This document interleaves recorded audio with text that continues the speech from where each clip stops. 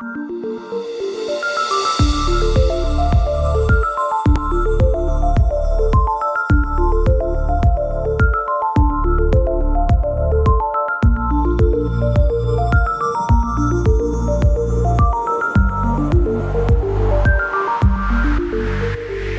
everyone, my name is Freedman, and I am Lex Friedman's third cousin, twice removed. And I love talking about smart things, so in this channel we'll be chatting about many intelligent things. For example, today we will be touching on consciousness. We won't actually touch it because it's immaterial, but we'll try to gather our thoughts and grapple it mentally at least. So, what do we mean by consciousness? What is that word? What does it try to talk about? And for me, that is the entire inner experience. All of the inner sensations that I feel during the day as I'm walking around this place called Earth, and as I try to use that information to make some decisions about my daily activities. Now, of course, there are a lot of subconscious and unconscious signals that I use to walk about and either act autonomously or sometimes without really thinking about things. But we can't deny that there's also another layer on top of those subconscious and unconscious brain activities. And that's what I would like to touch upon today. What is it? Why is it here? Is it important, or is it merely just an illusion? In my way of thinking about it, consciousness is that thing that makes beings uniquely alive. And it's not that only humans possess it. I'm sure that other animals such as dogs, dolphins, elephants, monkeys, and even Republicans possess some form of consciousness. And so my purpose with this is to dive in and see if we can come to some agreement on what it is that consciousness might be. First of all, I have these perceptions of the things around me. I can see shapes, I can perceive colors, smells, and even the sensations of the skin receiving some type of feedback or sensory information. All of that information gets sent somewhere in my brain. The brain processes that information, and then some agent or somewhat of an agent inside of me feels those things and is able to differentiate and discern among all of those different stimuluses. All of those different signals constitute what I'd like to call consciousness. Now, consciousness might have some evolutionary advantage, but there are certain people that think it's merely a hallucination, an illusion, if you will.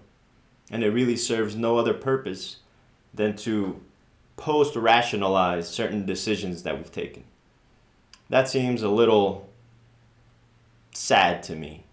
And I'd like to think that there's a part inside of me that is rationally thinking about things, taking information, processing through it, and then depending on, I don't really know what it is, but your sense of what might happen in the future, your predictive capability of causality, being able to piece together your past experiences with what might happen depending on patterns that you've noticed. And so we take that information, we're capable of then deciding which actions to take that might lead to a specific goal that we have in mind. And so that to me is the ability to foresee the future in a sense. Not exactly 100%. There are random variables that we may not be able to account for. But for the most part, if I can plan something in my head, like think about making a sandwich, I can put all those pieces together and go through the steps that I can visualize, and eventually I will reach to the end goal of having a sandwich made. Or I can just ask, my girlfriend to do it for me.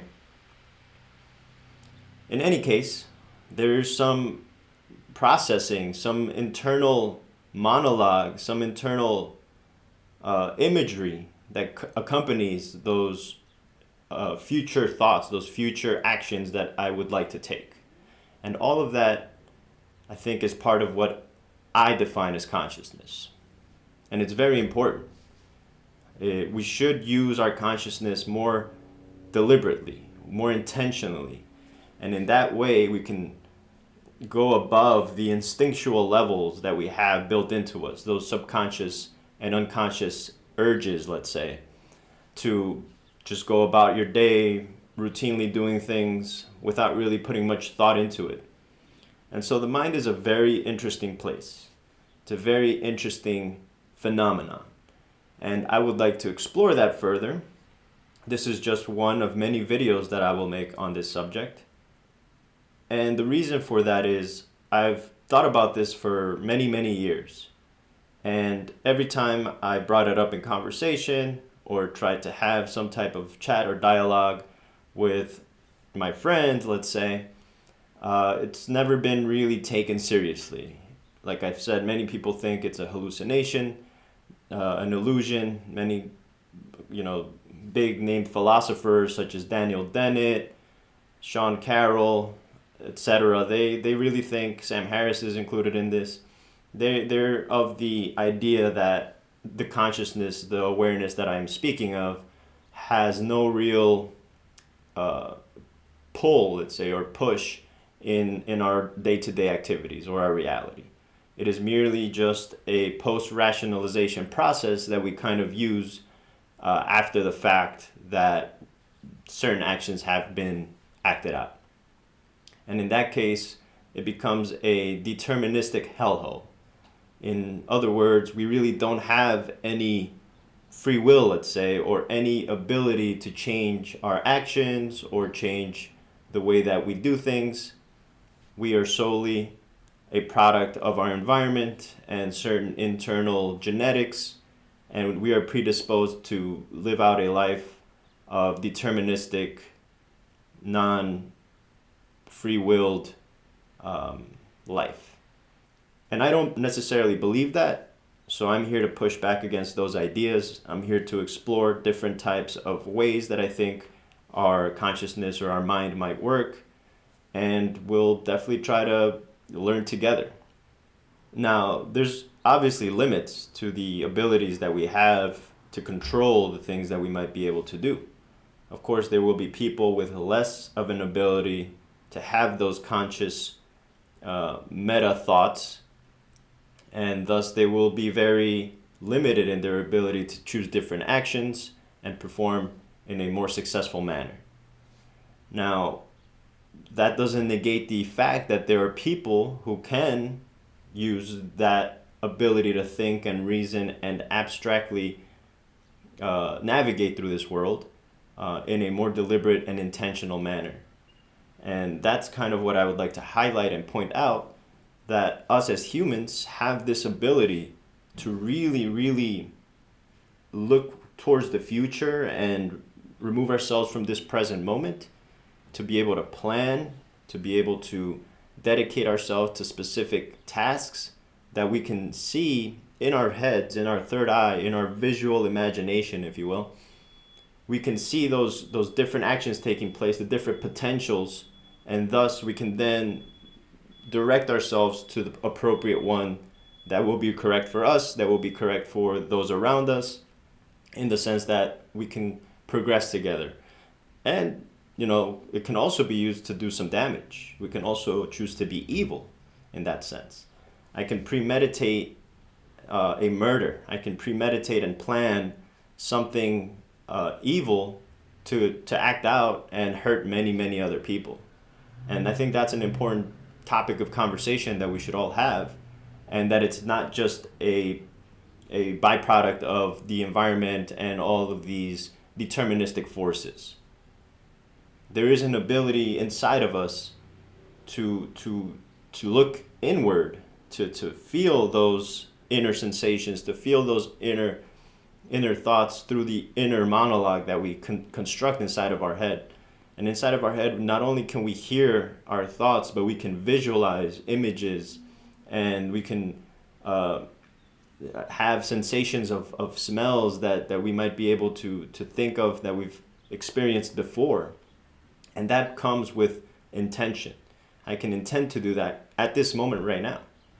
For example, I can start to visualize a dog on a unicycle juggling bananas. And, that serves no other intention other than my own ability to be able to do that. That is powerful. That is literally what is behind that creative force that creates so many things, that has created civilization.